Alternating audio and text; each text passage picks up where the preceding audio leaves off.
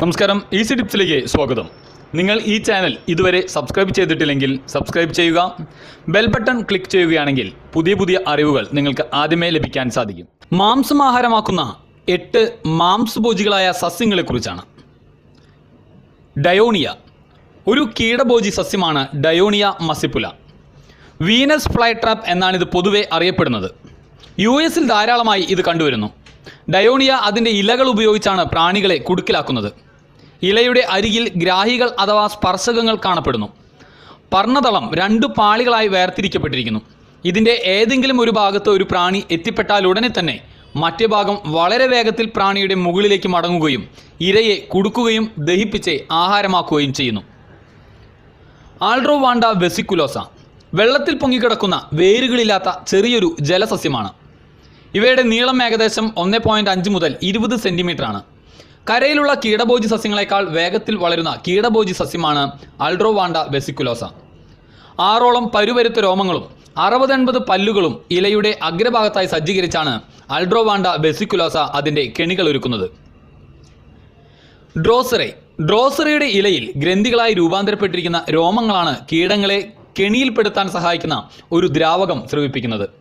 ഈ സ്രവത്തിൽ സൂര്യപ്രകാശം ഏൽക്കുമ്പോൾ ഇതൊരു തുഷാര ബിന്ദുക്കളെ പോലെ വെട്ടിത്തിളങ്ങുകയും അതുകൊണ്ട് തന്നെ സൂര്യ തുഷാരം, അക്കരപ്പൂട, അഴുക്കണ്ണി എന്നീ പേരുകളിലും ഡ്രോസറെ അറിയപ്പെടുന്നു. തേൻ തുള്ളിയാണെന്ന് തെറ്റിദ്ധരിച്ച് പറന്നെത്തുന്ന പ്രാണികൾ അതിൽ ഒട്ടിപ്പിടിക്കുകയും സൂക്ഷ്മഗ്രാഹകങ്ങളായ സ്പർശകങ്ങൾ വളരെ വേഗത്തിൽ അകത്തേക്ക് വളഞ്ഞ് അവയെ ഭക്ഷിക്കുകയും ചെയ്യുന്നു. ചില അവസരങ്ങളിൽ ഇല തന്നെ വളഞ്ഞ് ഒരു കപ്പിൻ്റെ ആകൃതിയിലായി തീരാറുമുണ്ട്. ഇരയെ പൊതിയുന്ന സ്പർശകങ്ങളുടെ അഗ്രഭാഗത്തു നിന്നും സ്രവിക്കുന്ന ദ്രാവകത്തിലെ പെപ്സിൻ, ഹൈഡ്രോക്ലോറിക് ആസിഡ് ഇരയുടെ ശരീരത്തിലുള്ള നൈട്രോജനസ് സംയുക്തങ്ങളെ മുഴുവൻ ലായനിയായി രൂപത്തിലാക്കുന്നു. ലായനിയെ ഇലയിലുള്ള കലകൾ ആഗിരണം ചെയ്യുന്നു. ലായനി വലിച്ചെടുത്ത് കഴിയുമ്പോൾ സ്പർശകങ്ങൾ വീണ്ടും പൂർവ്വസ്ഥിതിയിലെത്തുകയും പശയുള്ള ദ്രാവകം സ്രവിക്കുകയും ചെയ്യുന്നു. കാറ്റ് വീശുന്നതോടെ ദഹിക്കാതെ അവശേഷിക്കുന്ന പ്രാണിയുടെ ഭാഗങ്ങൾ ഇലയിൽ നിന്ന് നീക്കം ചെയ്യപ്പെടുന്നു. ഡ്രോസോഫില്ലം പറങ്കികളുടെ സൂര്യതുഷാരം എന്നറിയപ്പെടുന്ന ഈ സസ്യത്തിന് ഒരു സ്പീഷ്യസ് മാത്രമേ ഉള്ളൂ. മൊറോക്കോ, പോർട്ടുഗൽ, ഉത്തര സ്പെയിൻ എന്നിവിടങ്ങളിൽ ഇവ വളരുന്നു. കീടഭോജി സസ്യങ്ങളിൽ നിന്ന് വ്യത്യസ്തമായി ഡ്രോസോഫില്ലം കടൽ തീരങ്ങൾക്കടുത്ത് പാറക്കെട്ടുകൾ നിറഞ്ഞ കുന്നിൻ പ്രദേശങ്ങളിലാണ് ധാരാളമായി കണ്ടുവരുന്നത്. കുറ്റിച്ചെടി പോലെ നിവർന്നു വളരുന്ന സസ്യമാണ് ഡ്രോസോഫില്ലം. ഇലകളുടെ അരികുകളിലുള്ള ഗ്രന്ഥികൾ പുറപ്പെടുവിക്കുന്ന സ്രവത്തിന് തേനിൻ്റെ ഗന്ധമായിരിക്കും. കടും ചുവപ്പ് നിറവും തേനിൻ്റെ മണവും പ്രാണികളെ സസ്യത്തിലേക്ക് ആകർഷിക്കുന്നു. ഗ്രന്ഥികളിൽ പറന്നുപറ്റുന്ന പ്രാണികൾ പശയുള്ള സ്രവത്തിൽ നിന്ന് രക്ഷപ്പെടാൻ ശ്രമിക്കുന്നതിനിടയ്ക്ക് ഗ്രന്ഥിയുടെ കുമിള പോലെയുള്ള ഉപരിഭാഗം അടർന്നു പോവുകയും തൽഫലമായി സ്രവിക്കപ്പെടുന്ന അധിക സ്രവം പ്രാണിയെ പൊതിഞ്ഞ് കൊല്ലുകയും ചെയ്യുന്നു.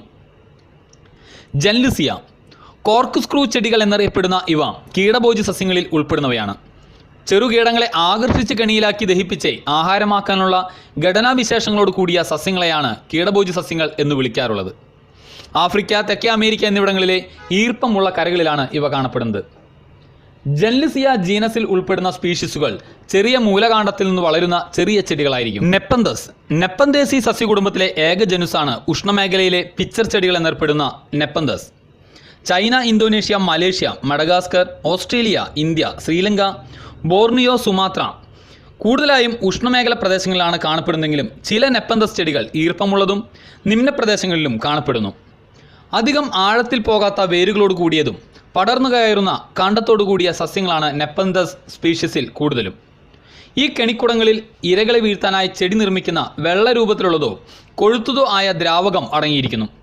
ഈ ദ്രവത്തിൽ അടങ്ങിയിട്ടുള്ള ബിസ്കോ ഇലാസ്റ്റിക് ബയോപോളിമേഴ്സാണ് കെണിയിലകപ്പെട്ട ചെറുജീവികളെ രക്ഷപ്പെടാൻ അനുവദിക്കാതെ കെണിക്കുടത്തിൽ നിലനിർത്തുന്നത്.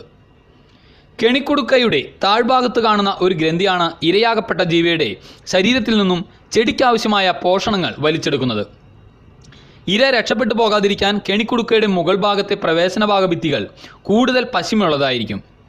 കെണിക്കുടുക്കയുടെ പ്രവേശന ദ്വാരത്തിൽ ഇലകളെ ആകർഷിക്കാനായി ആകർഷണീയമായ നിറത്തോടു കൂടിയതും വഴുക്കലുള്ളതുമായ ഒരു ഭാഗമുണ്ട്. ഇതിനെ പെരിസ്റ്റോം എന്നറിയപ്പെടുന്നു. പെരിസ്റ്റോമാണ് ഇരകളെ കെണിക്കുടുക്കയുടെ ഉൾഭാഗത്തേക്ക് വീഴ്ത്തുന്നത്. പെരിസ്റ്റോമിന് മുകളിലായി ഒരു അടപ്പ് രൂപത്തിലുള്ള ഭാഗം കാണാം. ഇവയുടെ പുറം ഭാഗത്ത് തേൻ കാണപ്പെടാറുണ്ട്. മഴക്കാലങ്ങളിൽ കെണിക്കുടുക്കയുടെ ഉള്ളിലേക്ക് വെള്ളം കടക്കാതിരിക്കാനും ഇത് സഹായിക്കും. യൂട്രിക്കുലേറിയ ഇരപിടിയൻ സസ്യത്തിലെ ഒരു ജനുസാണ് യൂട്രിക്കുലേറിയ. ശുദ്ധജലത്തിൽ വളരുന്ന ഒരു ചെടിയാണിത്. നാരുകൊണ്ട് കൂടുണ്ടാക്കിയതുപോലെയാണ് ഇവയുടെ രൂപം. കൂടിന് ഒരു അടപ്പുമുണ്ടായിരിക്കും. നാരുകൊണ്ട് കൂടുണ്ടാക്കി ഇരയെ പിടിക്കുന്നതാണ് യൂട്രിക്കുലേറിയയുടെ രീതി. ഈ കൂടിനകത്ത് വെള്ളം കയറുകയും ഒപ്പം ചെറുമീനുകളും പ്രാണികളും ഉള്ളിലെത്തും. ചെറുമീനുകളും പ്രാണികളും കയറുമ്പോൾ അടപ്പടയും. ഇവയുടെ ഇര കുടുങ്ങുകയും ചെയ്യും. വെള്ളം നാരുവഴി പുറത്തു പോകുകയും ചെയ്യും. ഈ ചെടിയിലടങ്ങിയ ദഹനരസം ഇവയെ ദഹിപ്പിക്കുന്നു. ഇങ്ങനെയാണ് യൂട്രിക്കുലേറിയ ഇര പിടിക്കുന്നത്. പിച്ചർ ചെടി.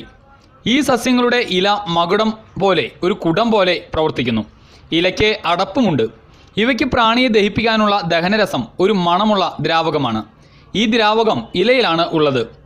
ഈ ദ്രാവകത്തിൻ്റെ മണത്തിൽ ആകൃഷ്ടരായി വരുന്ന പ്രാണികൾ ഈ ദ്രാവകത്തിൽ വീഴുകയും അടപ്പ് അടയുകയും പ്രാണികൾ ദഹിക്കുകയും ചെയ്യുന്നു. ദിവസവും പുതിയ അറിവുകൾക്കായി ഈ ചാനൽ സബ്സ്ക്രൈബ് ചെയ്യൂ. Easy tips for you.